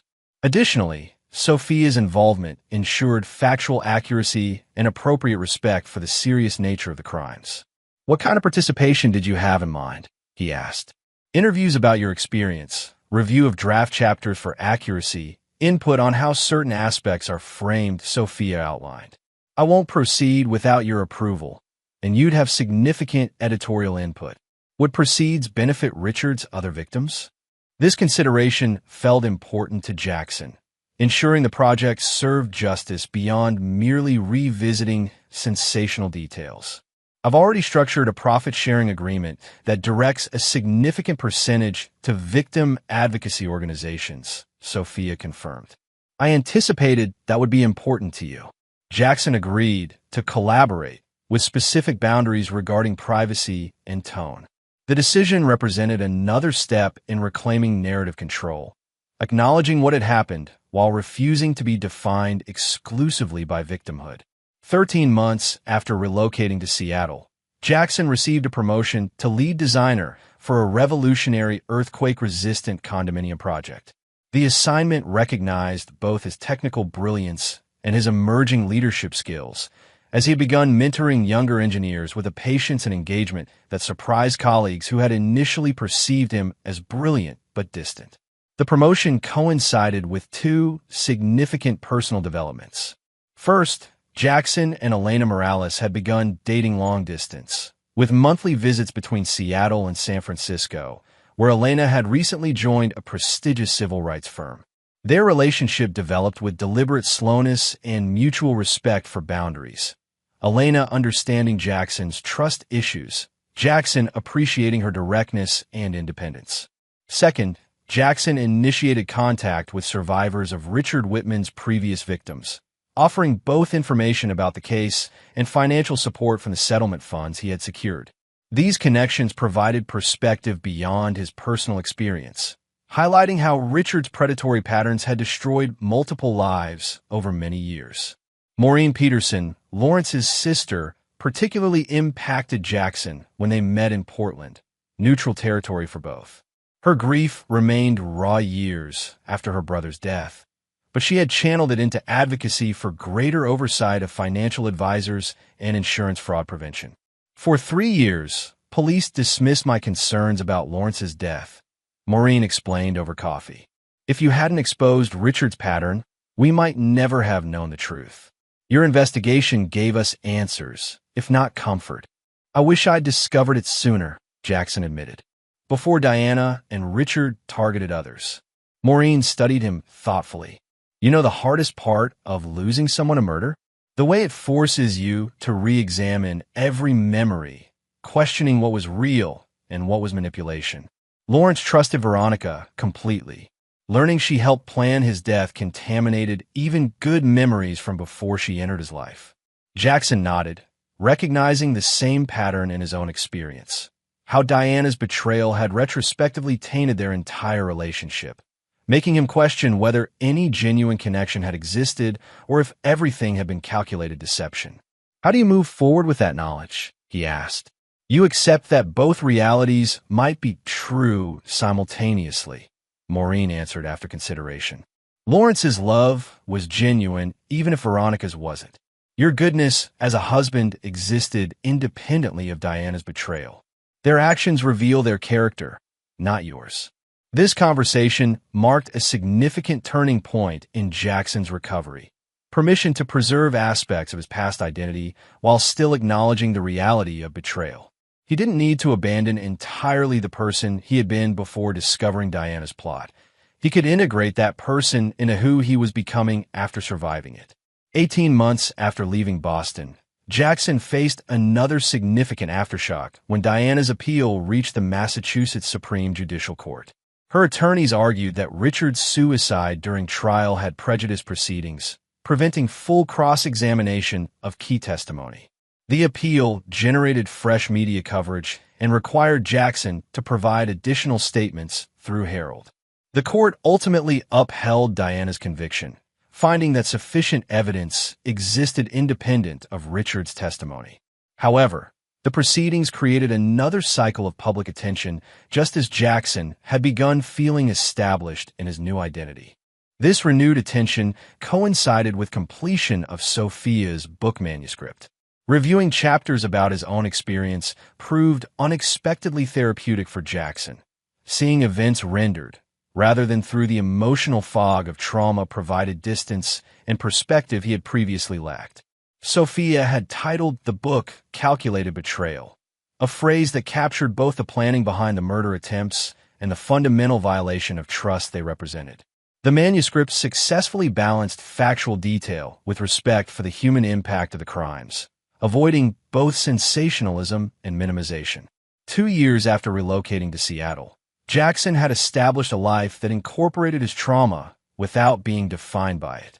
His professional success continued with innovative designs that attracted industry recognition. His relationship with Elena had deepened into genuine partnership based on mutual respect and clear-eyed communication. His connections with family had strengthened, particularly through regular visits with Olivia and Gabriel, who had relocated to Vancouver, British Columbia, close enough for weekend visits. When Beverly Washington called to inform Jackson that Diana had been diagnosed with aggressive ovarian cancer, his reaction surprised him. Instead of indifference or satisfaction, he felt a complex sadness, not for Diana specifically, but for the comprehensive tragedy that had encompassed so many lives, including hers. The doctors give her maybe a year, Beverly explained. She's requested compassionate release to a medical facility, but it's unlikely to be granted given the nature of her crimes. What does she need? Jackson asked, the question emerging before he had fully processed its implications. Beverly hesitated. Medical care beyond what the prison system provides. Her parents are deceased, and she has no family advocating for her. Without outside intervention, she'll receive minimal palliative care as the disease progresses. Jackson considered his options carefully. Direct involvement seemed inappropriate given their history, yet complete disregard felt equally wrong. Eventually, he arranged through Harold to establish an anonymous fund for Diana's medical needs, with Beverly serving as liaison to ensure appropriate care without direct contact.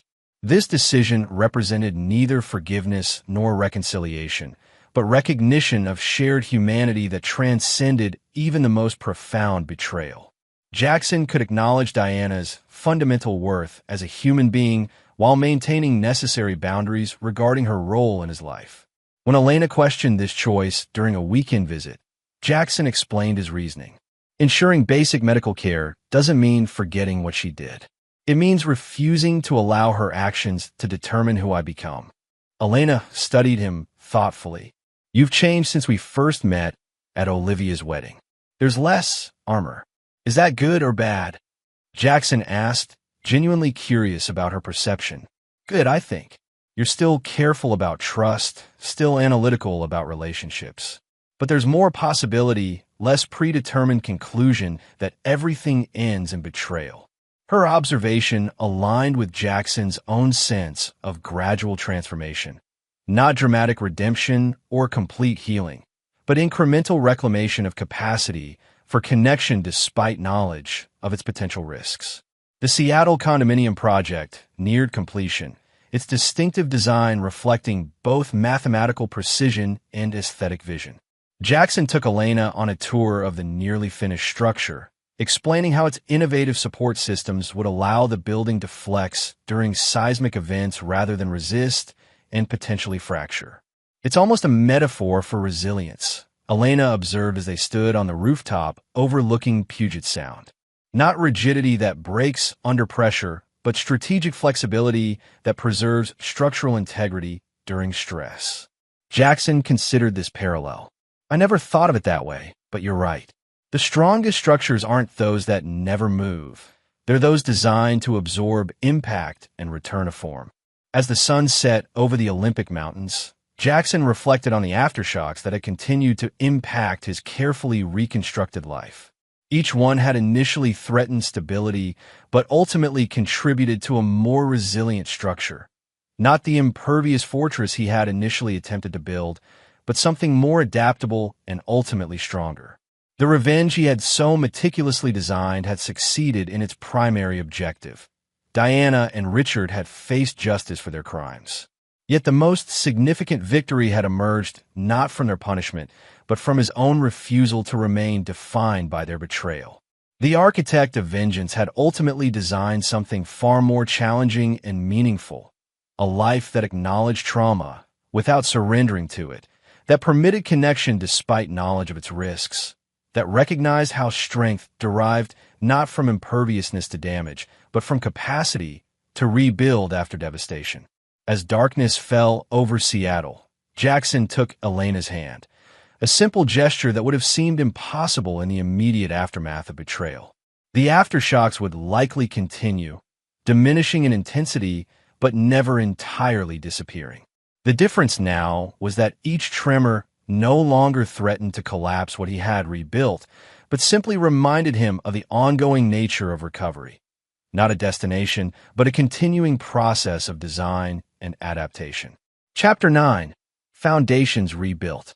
3 years after leaving Boston, Jackson Reeves stood at the podium of a Seattle architectural conference, presenting his award-winning design for earthquake-resistant residential structures. The innovation had earned industry recognition and was being implemented in seismically vulnerable communities worldwide, potentially saving countless lives in future disasters.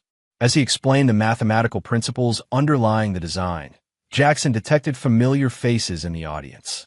Olivia and Gabriel had traveled from Vancouver for the presentation. Elena sat in the front row, her proud smile providing steady encouragement. Even Terrell Washington had flown in from Boston, his presence representing continuity between Jackson's past and present. The presentation concluded to enthusiastic applause, with industry leaders approaching afterward to discuss implementation possibilities. Jackson answered questions with confidence and precision, his professional identity now fully re-established independent of the notorious case that had once threatened to define him. Later that evening, celebrating with loved ones at a waterfront restaurant, Jackson experienced a moment of clarity about his journey. The conversation flowed easily among people who knew his full story, yet saw him as more than the sum of his trauma. The architect had successfully designed not just innovative buildings, but a life with new foundations. To Jackson, Terrell proposed a toast, raising his glass. Who showed me that true strength isn't about avoiding destruction, but about what you build afterward. The sentiment captured what Jackson had gradually realized, that survival alone wasn't the victory. The victory lay in reclaiming possibility, rebuilding capacity for trust, and refusing to allow betrayal to determine his future connections. Professionally, Jackson had transcended his role at Wallace Structural Innovation, establishing a subsidiary focused specifically on resilient design for vulnerable communities. The initiative partnered with international organizations to implement affordable structural solutions in earthquake-prone regions with limited resources, transforming personal trauma into global impact. His relationship with Elena had evolved into committed partnership based on mutual respect and clear communication. They maintained separate residences. Elena's work in San Francisco and Jackson's in Seattle created natural independence, but shared a profound connection built on honesty rather than idealized expectations. "We should discuss next steps," Elena suggested as they walked along the waterfront after dinner. "My firm has offered a position in their Seattle office, and I'm considering accepting." Jackson appreciated her directness, the lack of manipulation or hidden agenda that characterized all their important conversations. "How would you feel about living together if you moved here?" "Honestly, both excited and cautious," Elena answered. "We've built something good with our current arrangement. Changing it carries risks." This healthy acknowledgement of reality rather than romantic idealization represented exactly what Jackson valued in their relationship. "We could approach it, perhaps a 6-month trial period with clear evaluation criteria." Elena laughed, squeezing his hand. "Only you would suggest relationship milestones with evaluation criteria." Too engineering-focused? Jackson asked, smiling slightly. Perfectly you-focused, Elena corrected. And I appreciate knowing exactly where we stand. Their mutual comfort with incremental commitment reflected Jackson's transformed approach to trust. Neither reckless optimism nor paralyzing suspicion, but calculated risk based on observed patterns and transparent communication. Meanwhile, Sophia Brennan's book, Calculated Betrayal, had been published to critical acclaim and strong sales. The thoughtful treatment of the case provided context beyond sensationalist headlines, exploring psychological, financial, and legal dimensions of the conspiracy. Jackson had initially worried about renewed public attention, but found the comprehensive narrative actually reduced strangers' morbid curiosity, as the book answered questions that might otherwise have been directed to him personally. More significantly, proceeds benefited both direct victims of Richard and Diana's crimes and broader advocacy for financial oversight and victim support. The book's impact extended beyond storytelling to actual systemic reform, with several states implementing Whitman laws strengthening penalties for financial advisors involved in exploitative practices. Jackson maintained appropriate professional contact with Sophia, who occasionally consulted him regarding media inquiries or legal developments related to the case. Their relationship had evolved from victim-prosecutor to something approaching friendship, bound by shared commitment to preventing similar crimes. News from Boston arrived periodically through Beverly, Washington, who had retired from the rehabilitation facility but maintained contact with Jackson through regular calls and occasional visits. Beverly reported developments with characteristic directness, neither softening information nor adding unnecessary judgment. Diana's health had deteriorated rapidly, the cancer progressing despite treatment funded through Jackson's anonymous arrangement. According to Beverly, she remained largely isolated in the prison medical ward, having rejected most visitors except for a chaplain who provided spiritual counseling during her decline. She's asked about you several times, Beverly mentioned during a visit to Seattle. Not directly, but wondering how you're doing, whether you've rebuilt your life. What do you tell her? Jackson asked, curious rather than concerned. The truth, that you're doing well professionally and personally, that you've moved forward without letting what happened define you completely. Beverly studied him with her characteristic perceptiveness. Does it bother you that I share that much? Jackson considered the question. No, it's factual information, not intimate details. And perhaps knowing her actions didn't ultimately destroy me is appropriate consequence. That despite everything, I've rebuilt while she's lost everything. Beverly nodded approvingly. That's healthy perspective, acknowledging impact without vindictiveness. You've come a long way from the man calculating maximum destruction in that hospital room. This observation aligned with Jackson's own sense of transformation. The architect of vengeance had initially designed punishment he applied to buildings, calculating stress points, planning collapse, ensuring complete destruction. Yet the most significant design had emerged afterward. The reconstruction of identity and capacity for connection despite knowledge of betrayal's possibility. 4 months after the architectural conference, Jackson received news that permanently closed a chapter of his past. Diana Reeves had died in the prison medical facility, her body claimed by a distant cousin for private burial. No service was announced, no obituary published. The final erasure of a life that had ultimately been defined by deception and harm. Jackson processed this information with self-awareness about his reactions. There was no satisfaction in Diana's death, no sense of justice beyond what the legal system had already provided. Instead, he felt a complex mixture of emotions. Residual sadness for possibilities lost, relief that the threat she represented was permanently ended, and recognition that her death changed nothing fundamental about his own recovery journey. He declined media requests for comment, issued no statements, attended no services. Instead, he made a substantial anonymous donation to ovarian cancer research, acknowledging Diana's humanity without personal involvement in her death or remembrance. Elena, who had recently accepted the Seattle position and moved into Jackson's apartment for their trial period, supported his measured response. Your reaction shows how far you've come. Neither celebration nor performative grief, just appropriate recognition of a complex reality. Their shared living arrangement progressed more smoothly than either had anticipated. Elena's presence transformed Jackson's meticulously ordered space into something warmer and more spontaneous without disrupting the functionality he valued. Their different approaches, Jackson's precision and Elena's adaptability, complemented rather than conflicted, creating balance neither would have achieved individually.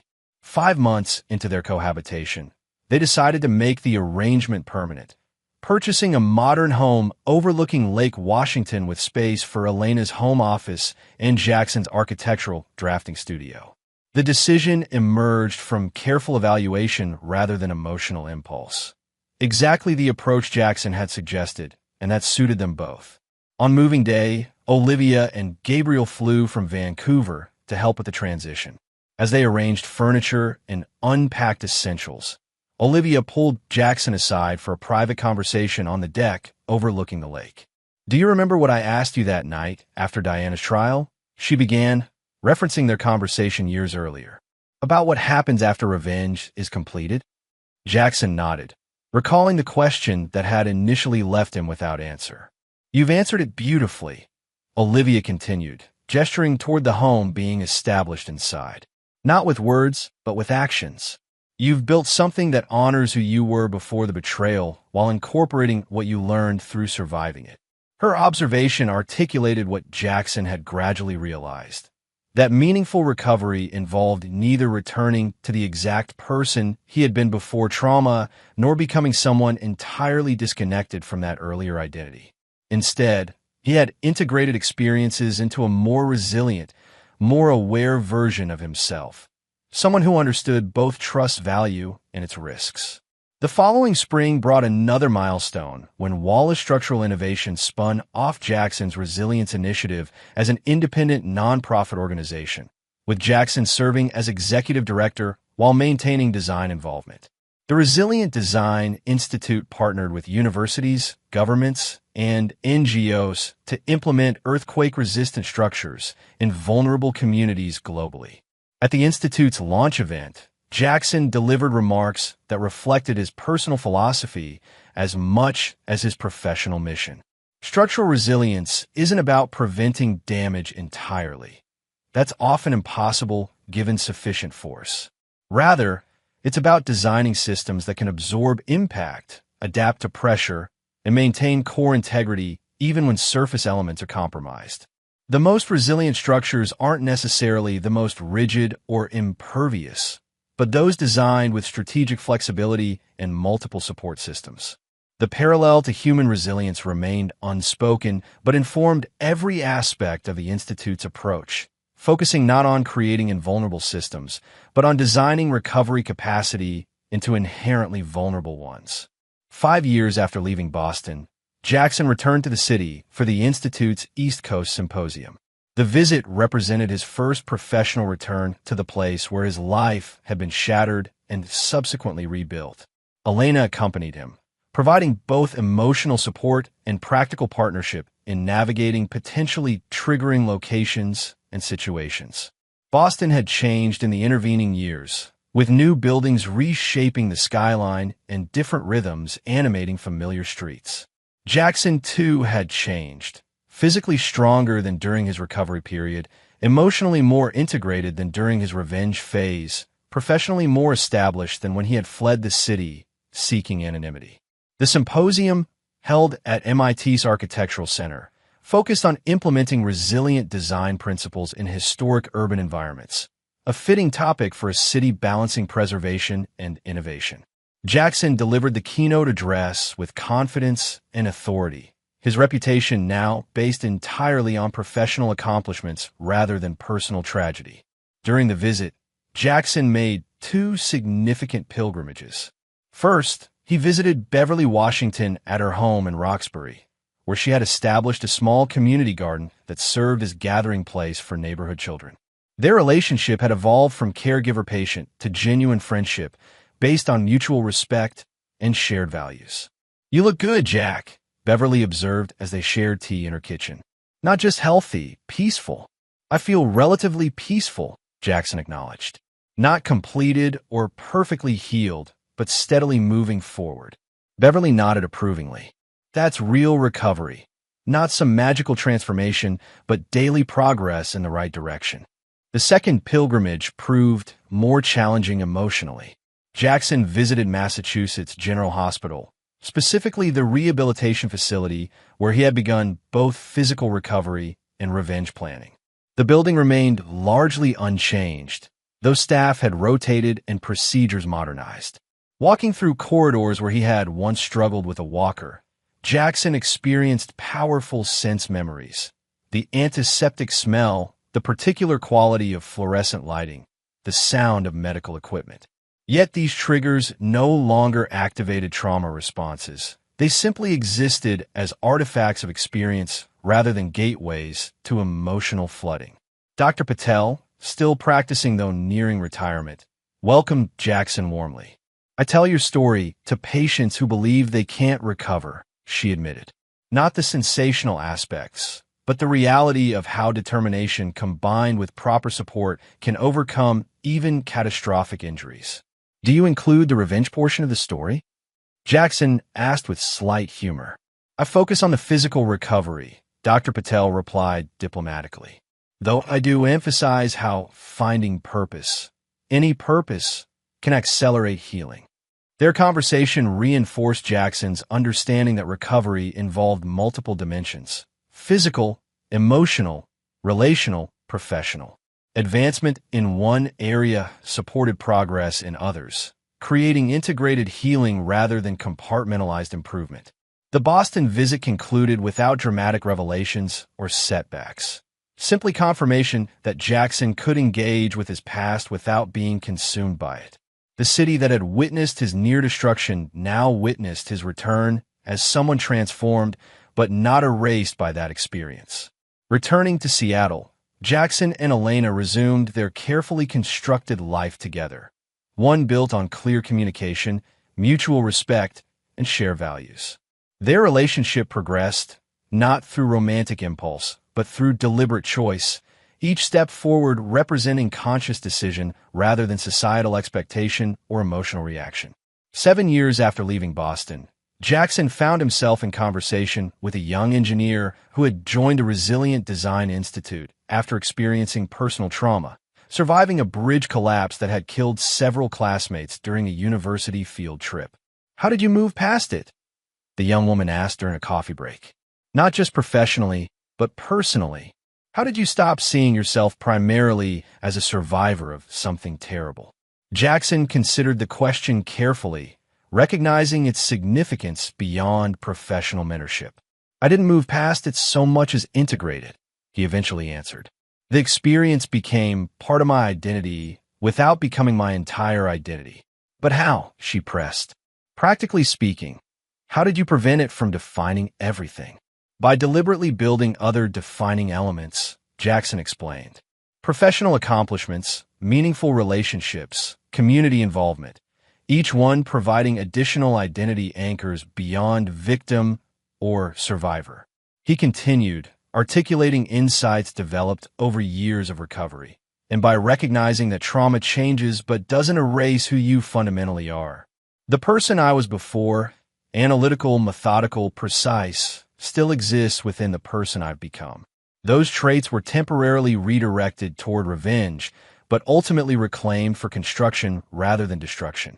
This conversation crystallized Jackson's understanding of his own journey. Not dramatic redemption or miraculous healing, but incremental reclamation and deliberate reconstruction. The architect who had designed elaborate revenge had ultimately created something far more challenging and meaningful, a life that acknowledged trauma's impact without surrendering to its limiting definitions. 8 years after leaving Boston, Jackson and Elena married in a simple ceremony overlooking Puget Sound, surrounded by family and close friends.